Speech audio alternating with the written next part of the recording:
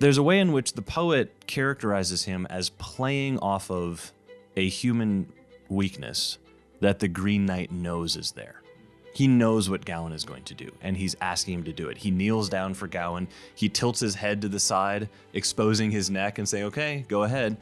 You're listening to Classical Etc., a show from the Memoria Press Podcast Network, where we offer an in-depth look at the philosophy, culture, and heart of the Memoria Press family. Now, here's your host, Shane Saxon.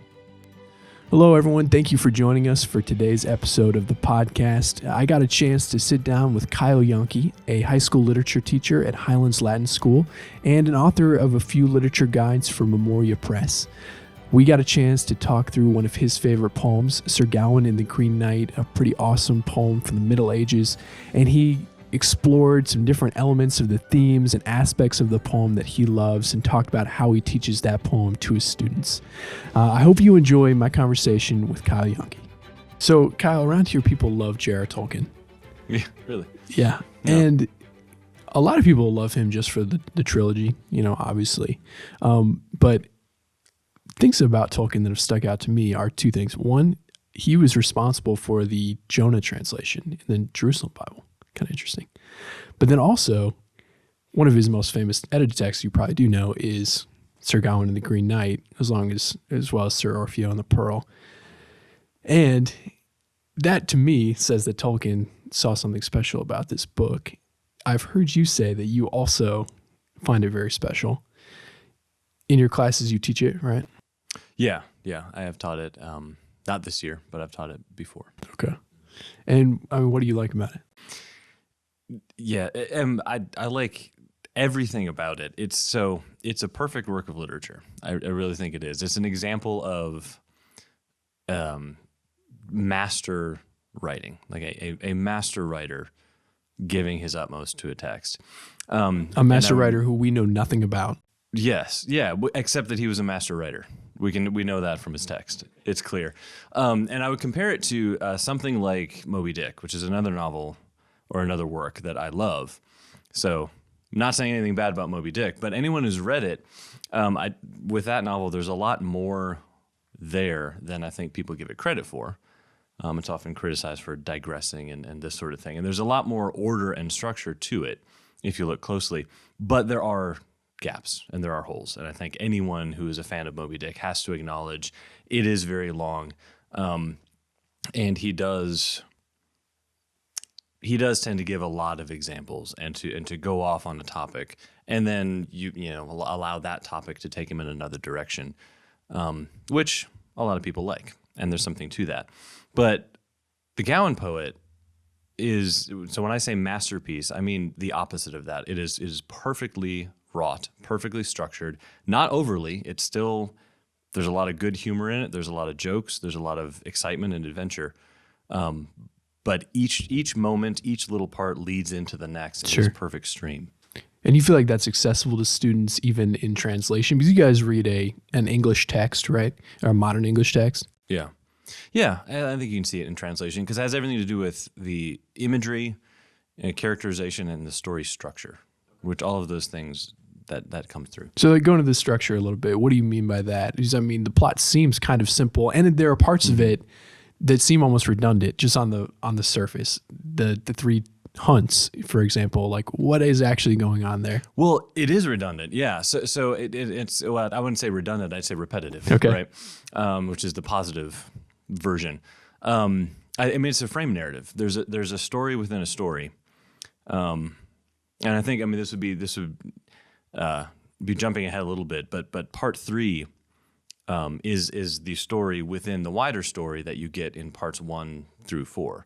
So you get the challenge of the Green Knight to the court of King Arthur. You get Gawain's response, and I think the poem has everything to do with how Gawain responds to the Green Knight's challenge, the choice that he makes there, which to the reader seems like a logical, rational response. It seems to make sense, and the poet uses that story within a story when Gawain is in the castle of Bertilact, as a means of cluing the reader in to the flaw that occurred in Gawain's original choice. Sure. So it's much more evident to see the flaw in the story within the story, and that informs the larger structure, the larger story overall, and brings us to the resolution of the poem. So A lot of people, it seems like, really key in on Sir Gawain's chivalry. And do you think that plays into it? Or I've heard you maybe say that maybe doesn't play as prominent a role as people think it should in the play. What do you think about that? yeah, I mean, it plays a role, and Gawain being a knight, it certainly is present, and it informs the choices that he makes. But I don't, insofar as that is a feature of a culture that is in the past, I think the poem goes beyond that. Meaning the poem is very relevant to any culture throughout time, just as relevant to us now as it was then. It is using chivalry as its framework, but I wouldn't say, insofar as I want to see what this poem has to say to me, today. Yeah. I don't think it's the main thing. So what are some of those connections that you land with students? I mean, are they able to see it pointing to them? Or? I think so. Yeah. So Gawain's choices again. I mean, the age old, most useful question to a literature teacher is that question of should he, shouldn't he, right? Sure. So when Gawain, for instance, accepts the girdle from Lady Bertilac, should he keep it or should he hand it over? It's a really strange aspect of the story that he makes this compromise. Mm-hmm. Do your students struggle with that? Yeah, I mean, it's always a discussion. It's always split. You have some students that are arguing, and it's always, there's always a tone of the students know what he's supposed to do, and you have to dig a little deeper to get to what are they actually feeling he should do, because they know he should hand it over. He should keep his word, right? But if you dig a little deeper, usually the class splits up between those who say like, well, but he's gonna die. That's his only chance. That's his only lifeline. Sure. Yeah. So I mean, it leads to really good discussion, and it gets them passionate about the text. Like that's the avenue, I think, into the text relevance. It gets them passionate about it because you're asking them to decide things that to a lot of readers are just seem ambiguous, and they're having to really take a stand one way or the other. Yes.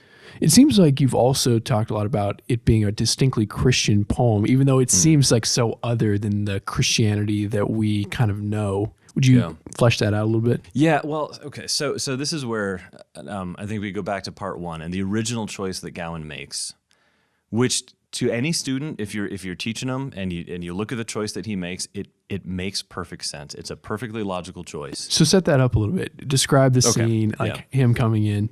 Yeah, but we'll circle around to circle back around to the Christian idea because I do think that is the whole point. Sure. Let me just say quickly, and then we'll get into part one that that Christian aspect of Gawain being caught in a situation of his own making. Yeah. That there is no way out of that situation, and his life is at stake. He is doomed. Sure. That should be. I mean, that has all sorts of resonance with the Christian story. Yeah. And with our experience as human beings. So that's kind of where we're going. That's where I think the text is going. But the original situation, so it's the court of King Arthur. One other thing I love about this text is that it's a Christmas story. And it's heartily and thoroughly a Christmas story. And it's everything a Christmas story should be. It's deadly serious in its situation, but it's also full of humor. Good humor. It's merry. So court of King Arthur, and King Arthur is asking for an adventure, and the Green Knight walks in with an adventure, and the situation is the Green Knight. We'll come back to the detail that he's green, but that's a feature of the text. He's green from head to toe, and students always ask, does that mean he's wearing green? And you have to point out the passages and say, no, he is green, and his horse is green, physically green. But then we move on, and his situation is he walks in, he's wearing no armor at all. He is carrying a holly branch in one hand, and he's carrying a huge, monstrous axe in the other. And he offers the game, the challenge to the court. If any man is brave enough, you step up, right? And he's a big guy, too. The Green Knight is physically intimidating.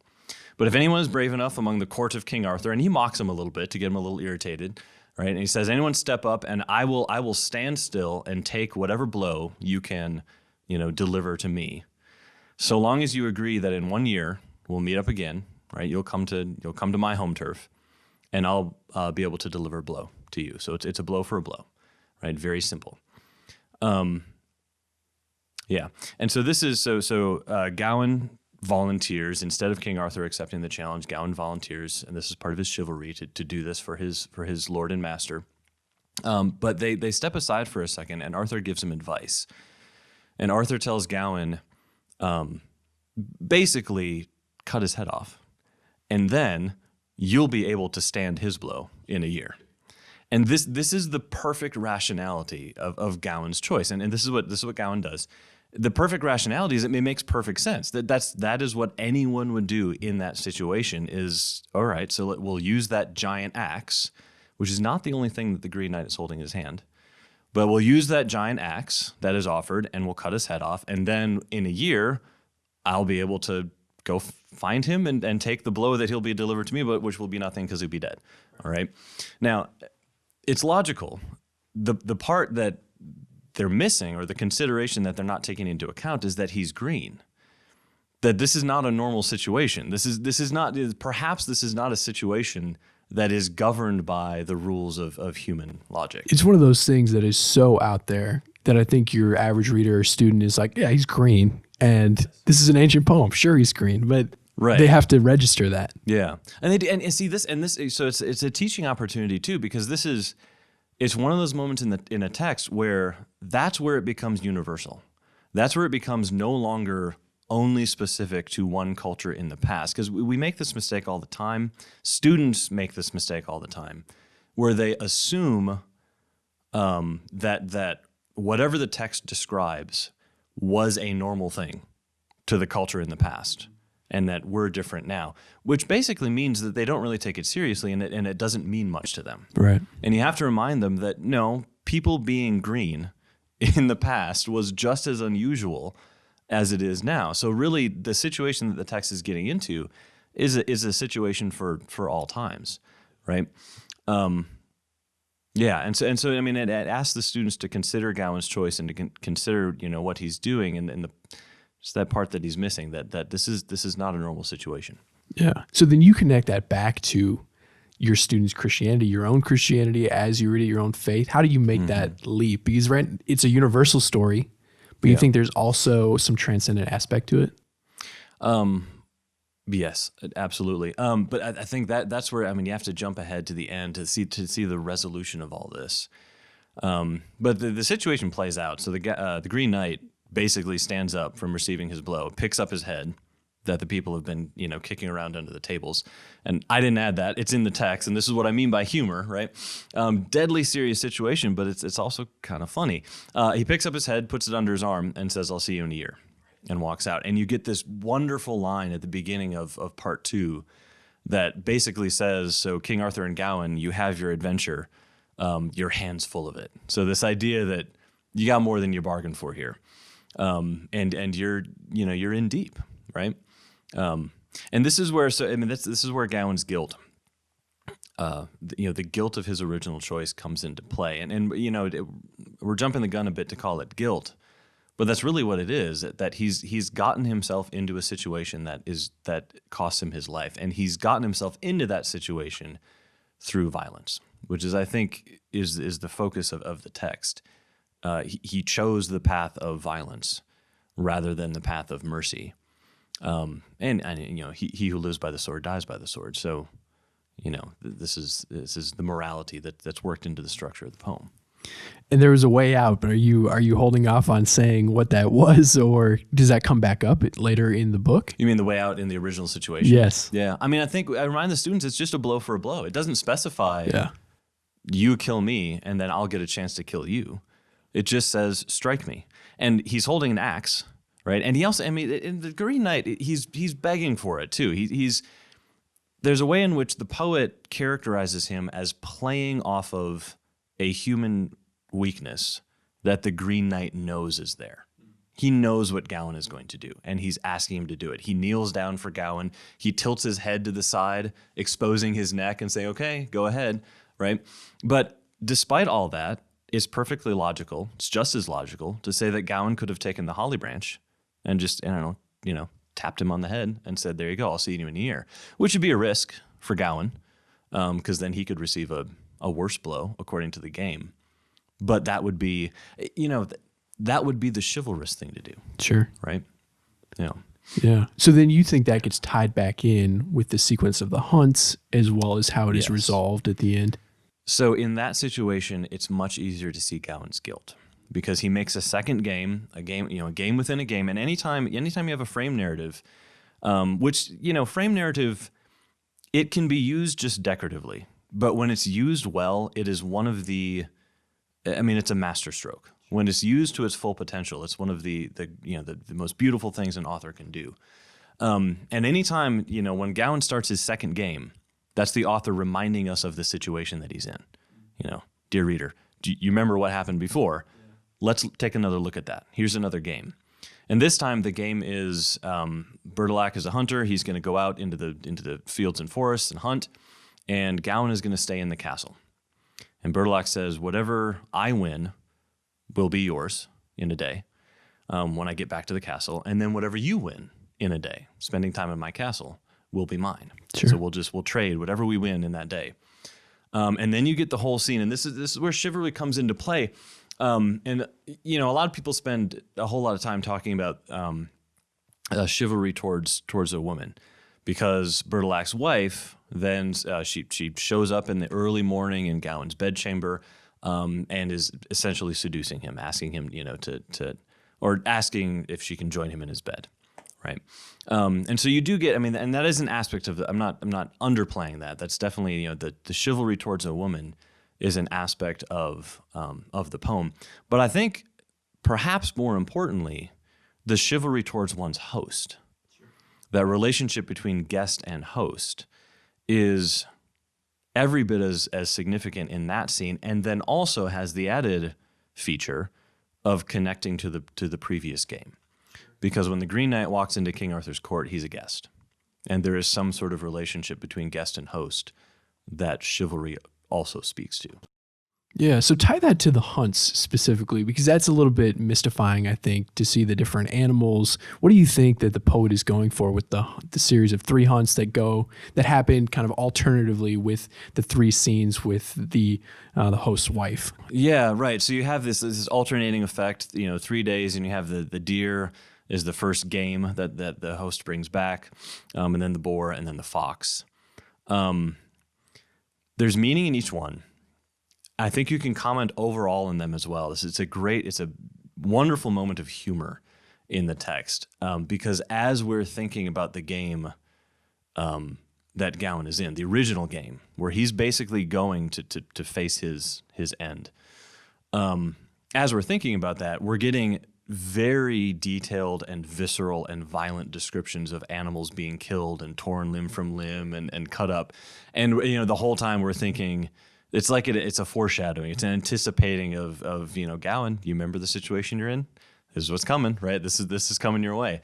So it's just a part in the story that's a lot of fun. But also, so Gawain, he remains faithful, and there's another element of humor that again, this is not normal back in the day, and it's just as abnormal then as it is now. And students laugh at it, and they should. Where what Gawain wins from the lady, so he repels her advances, but she does ask him for a kiss, right? And this he grants, as I think part of he's trying to strike a balance between I must repel her advances, and yet I must still show her honor and respect as a lady, and I don't want to scandalize her with my dismissal of her. And so part of that is the kiss is, I think, his Gawain's way of balancing that, still showing respect to his host, but not crossing a line.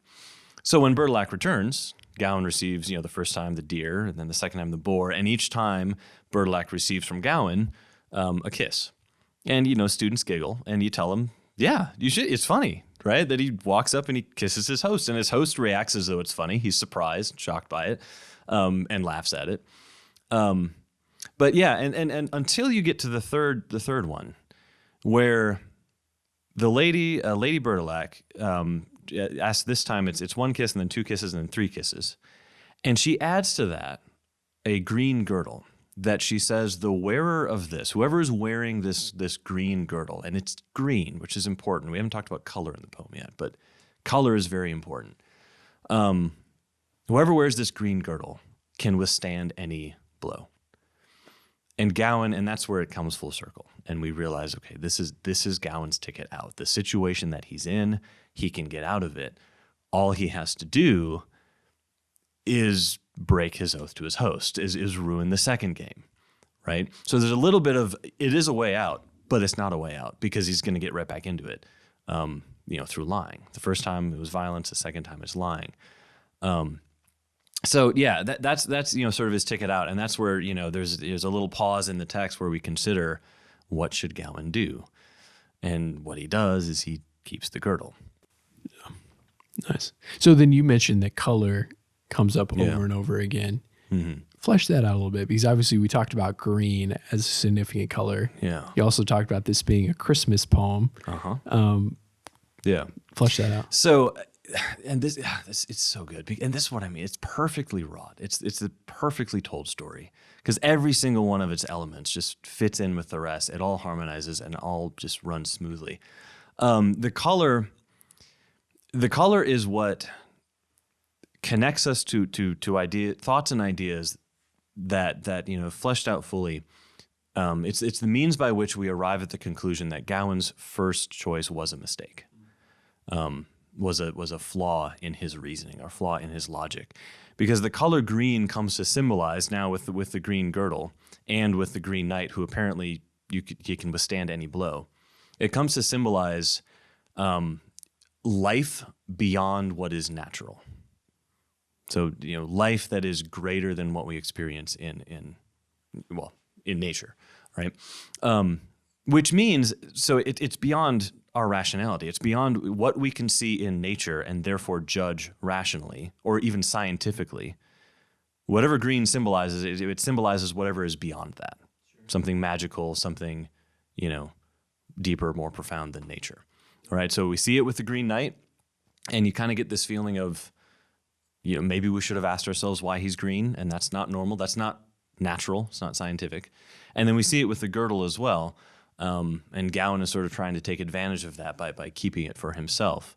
But that's just, so those two bits of evidence, I think, to me, kind of tell me that I'm on the right track with thinking that this is extra natural. And then the opposite end of that, the other Christmas color, red, which, by the way, are both colors that you see in the holly bush, right? You like the green holly bush and then the sort of the spray of red circles that are the berries, which, of course, this is the natural side of things. This is Gawain's realm and the way Gawain thinks about the world, which has everything to do, apparently, based on his actions, with bloodshed. So you get this image, and it's violent, but you can picture it where you almost get a recreation of a holly bush when Gawain cuts off the Green Knight's head, because you get green with a spray of red, right? And I think that's sort of the writer nodding at the reader. Yeah, so I don't know. I feel like this might be a point to jump ahead to the fourth part. Yeah, because what really makes this a Christmas story is when you see the resolution of all this and how this all comes together and how the colors, what the colors represent. But part 3 leaves Gawain basically in this situation with this formula of self-preservation means betrayal. That's the situation he's in. To preserve myself, I have to betray another. And that is no different from the first situation. To preserve my own life, to not take the risk of showing him mercy and he not showing me mercy, to preserve my own life, I have to kill him first, which has everything to do, that's the whole human condition. That's all of human history expressed in one little image, one little choice, right? Self-preservation means betrayal. All right, so he commits the second betrayal. Gawain does by keeping the belt. Again, self-preservation. I have to betray my host. and he leaves and he goes off to face the Green Knight. And it's a long, elaborate scene. Gawain walks into the place where the Green Knight is supposed to be. It's this eerie, creepy kind of place, and he hears this sound. And as he's listening to the sound, he realizes it's the sound of someone sharpening a huge axe on a grindstone. And again, it's just, I mean, the writer is having fun, right? That this is not, I don't know. I mean, this is, it's written in the Middle Ages. You get the idea that like Middle Ages, medieval authors are sort of pedantic and boring and dry. And it's just, there's nothing dry about this poem. He's having fun with the reader. Like you hear that grating sound. And then the Green Knight comes out, and we get a repetition of the hunt in terms of the sort of the 1, 2, 3 formula. Because basically he has Gawain kneel down on the ground, and he takes a swing, and Gawain flinches, right?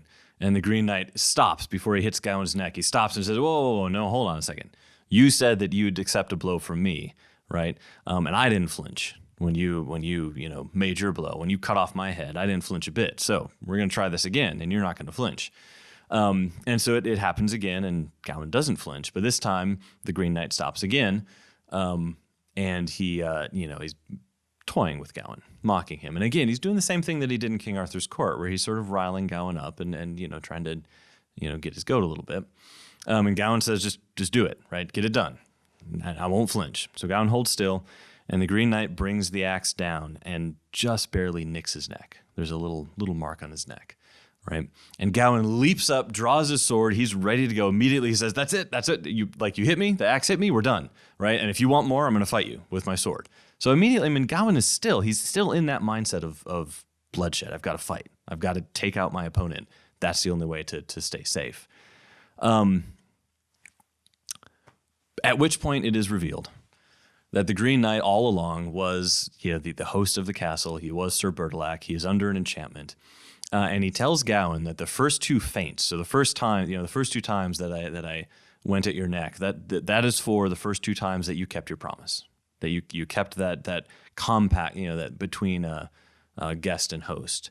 And the third time, the nick on your neck, that's for the time that you betrayed me when you kept the girdle. Which, by the way, we never find out if that would have spared Gawain's life or not.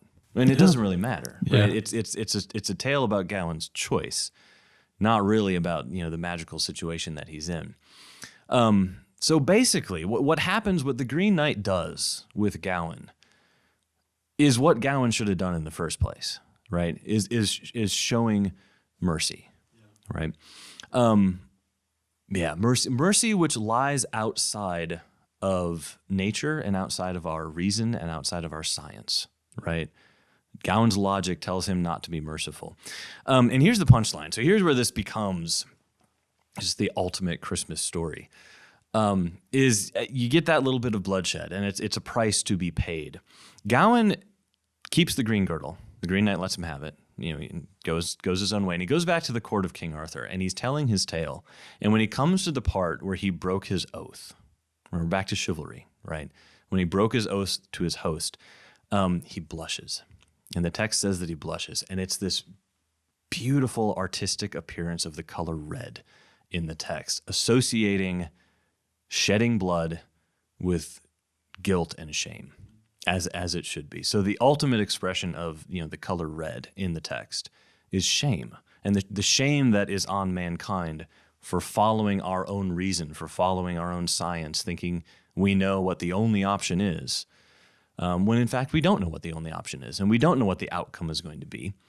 And then the color green, what happens in King Arthur's court is Arthur sort of makes a proclamation that, no, Gawain, you went on this great adventure, you're a good knight, and the reader's on Gawain's side. He did make a mistake, but both, I think, the reader and the writer are thoroughly on Gawain's side, right? It's an understandable mistake. It's a human mistake.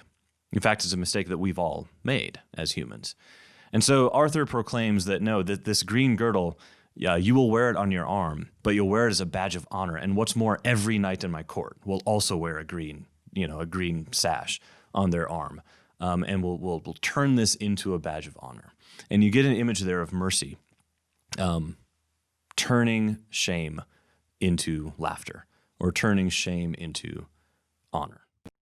I wish that we could explore those themes for the rest of this afternoon, but unfortunately we've run out of time. But Kyle, thanks for Do I have walking time for through one it. more thing? You have time for One thing. quick little punchline. I'm sorry, but I got to say, so Christmas trees, right? Christmas trees, the evergreen. I really do think that a student coming out of reading this text should have a new appreciation for a Christmas tree and what it represents. The thing that, in the winter of natural winter, scientific winter, the winter of death, violence, the world that mankind has created with the choices that we've made, right? You have a symbol of something that is evergreen, that remains living with extra natural life. And that's why this is a Christmas story. Well, there you have it. Yeah. Thanks, Kyle. Yeah, you bet. Thank you. Thank you for listening to this episode of the Memoria Press Podcast. If you like what you heard and you would like to hear more, please consider subscribing to our YouTube channel, Spotify, Apple Music, or wherever else you get your podcasts. My name is Shane Saxon, and I'll see you next time. You've been listening to the Memoria Press Podcast Network, providing a classical Christian perspective on the world of education.